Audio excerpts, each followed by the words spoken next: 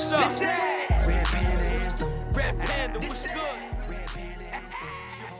What's going on, brother? Hey guys, what's going on? Can you hear me? Yeah, how you doing, brother? Good. Appreciate you guys, man. Sorry about that. It's all good, man. Welcome to Market Mondays. Yes, sir. Thank you for having me, man. Appreciate it. This now makes it a trifecta. He's done Market Mondays, he's done UIL University, and he has his own episode. Yeah, and he actually watches Market Mondays because he's in the chat. He's actually somebody that's actually, a loyal supporter. And he was at Market Mondays Live in New York and gave everybody in the crowd free credit repair. I forget that. And he's a professor. What are we talking? Yeah. Jose. And he'll be at InvestFest. Jose.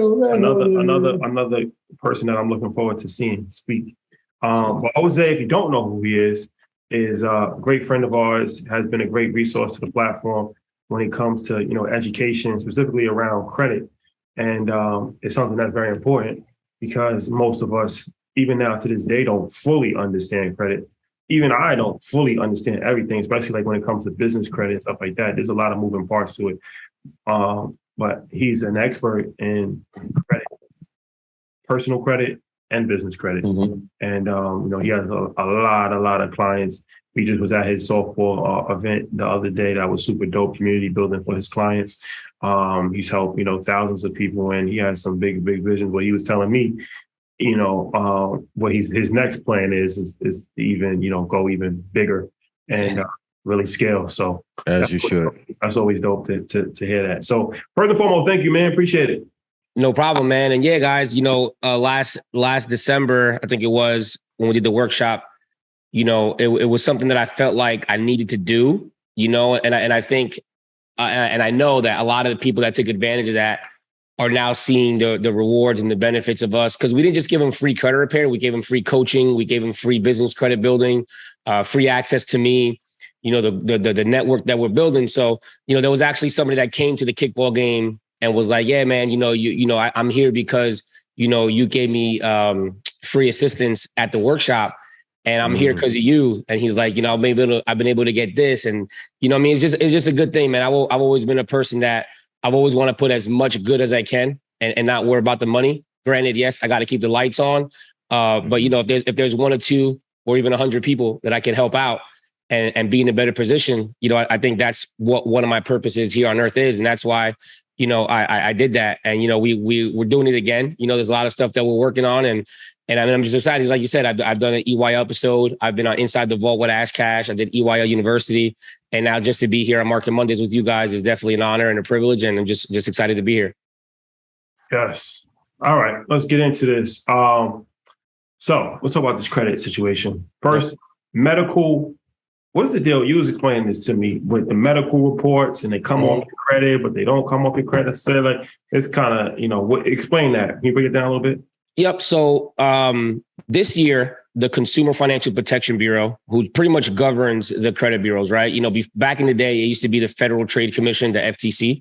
And now they moved over to the Consumer Financial Protection Bureau. So they're like the watchdogs of the credit bureaus. And they came out with a bill that stated one of the most important things and probably one of the greatest things that I've ever seen in credit. Like, I'm a credit repair company and I don't want to see anybody with bad credit. Other credit repair companies would piss because paid medical collections no longer report on your credit report as of July 1st. But here's the thing.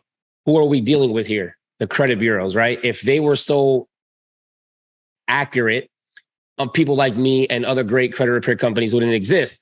So the thing is that you still got to be vigilant. So that's why I've always been a firm believer. And you guys know I've spoken to Breakfast Club. I've spoke on EYL about it before. I'm a big believer of paying your debts. And, I'm not a firm believer of evading your debt. So even if we delete something from our client's credit, we still tell them, listen, you might have to pay this back. There's a possibility where, okay, I might get this repossession deleted. You still might owe the debt. You know what I mean? It doesn't exclude you from the debt. It's just removed from your credit.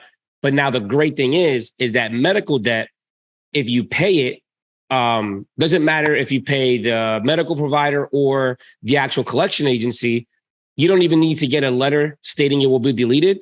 The credit bureaus mandate that those collection agencies remove it from your credit report, which is pretty huge because the thing is, let's say if we've had clients where all they had negative was maybe 3, 4, 5 paid medical collections, some co-pays, they sprained their ankle, their kid got sick, and they paid it, but it's keeping them from, they're at like a 620, 650.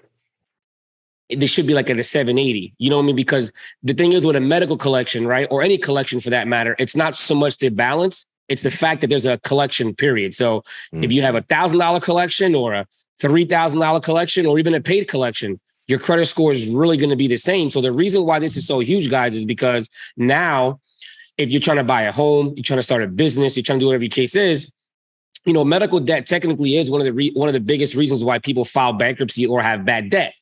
And now the thing is, you can work out a payment plan with the doctor, with the collection agency, whatever the case is, and know that when you're done satisfying that debt that is yours, like this is the thing, you really can't fake going to the hospital, right? Like if you got hurt, if it's a copay, like you really can't fake that. And meaning there's really no, like you can't say, oh, that wasn't me, which is one of the biggest things that people do in credit repair. Oh, that's not mine.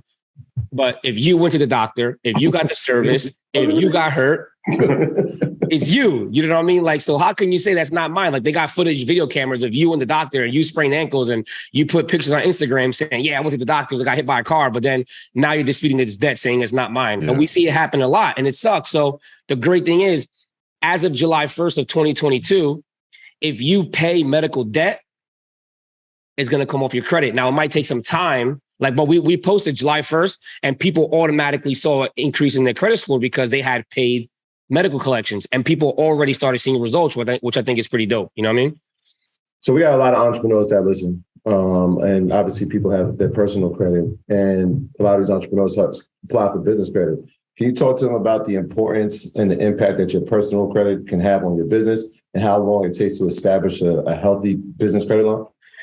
Yeah. And the great thing is the impact that it could have, man, is like, you know, that's the main reason why Got Credit entered back into the world of business credit. You know, we did it back in the day. We didn't know that there was a need for it. But just like Ian said before, you know, a lot of entrepreneurs were born. You know, a lot of people started businesses over these last couple of years, and there's going to be more.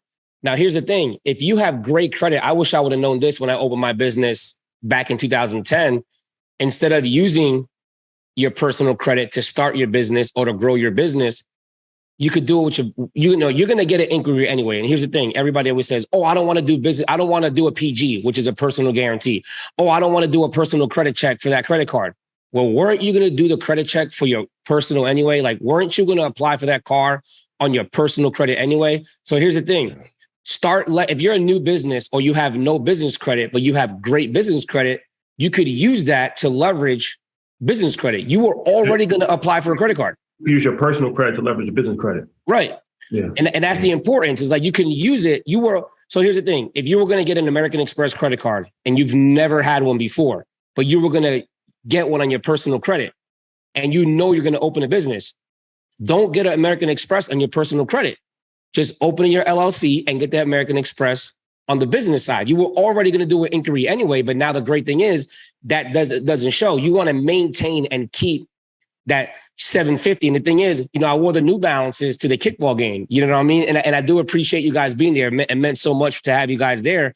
And I wore the white New Balances because, you know, the thing is, you could have a $3,000 outfit on and get denied for a $500 credit card, you know, which we see a lot. And the thing is, it's like, you want to have a $3,000 outfit. That's great. But just make sure that you know that you can either put it on a credit card or get approved for a credit card with the same amount. And I wore the New Balances because that signifies good credit. You see the older guys with those New Balances, like, oh my God, yeah, that guy got good credit. But the thing is if you use your personal credit to leverage and to get more business credit, even in the first 2 years of business, think about it. You're never going to have bad credit because you're never going to have debt on your personal credit. And I think that's the biggest thing where people don't realize that you might have to do a personal guarantee. You might have to get a personal credit check. You might have to run your credit the first couple of times. But guess what? 4 years later down the road, you might not have to. You know what I mean? And I think that's the most powerful thing when it comes to personal and business credit. What are like the two biggest mistakes you see entrepreneurs making when they're trying to establish their business credit? I would say the biggest one, and it's the simplest, is using their home address for everything. It's the easiest change you could do. Get a virtual address, go to Regis, go to Opus, get an actual business address if you don't have a brick and mortar. So like if you have a brick and mortar building, use that address. You know what I mean? If you open your business with your home address and you end up getting a brick and mortar a year down the road, change the address, change it with the IRS, change it with the state, change it with your bank account, change it with all your vendors, all your creditors, right?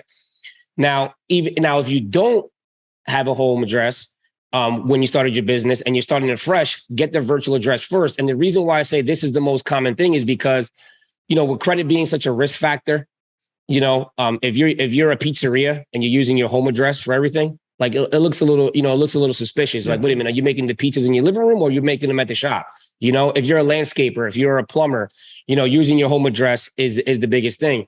And I say the second biggest thing that I would say that people make mistakes on is using too much of their personal credit when they have good credit instead of actually using business credit cards. So, and I'll explain what that means is like, if you have a $15,000 Capital One credit card, right? Or a Chase credit card or American Express credit card, you can get that in the business name. And let's say as an entrepreneur, in the beginning, when you first start your business, you have expenses, you have health insurance, you have payroll, you have, costs, you have computers, whatever the case is.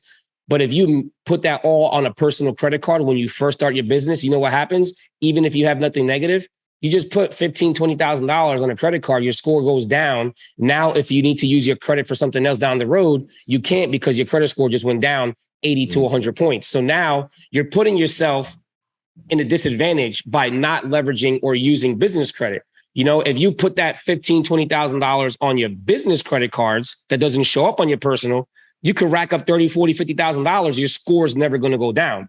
You know what I mean? So not using a virtual address or a business address is the one, and then using their personal debt. Now, here's the thing.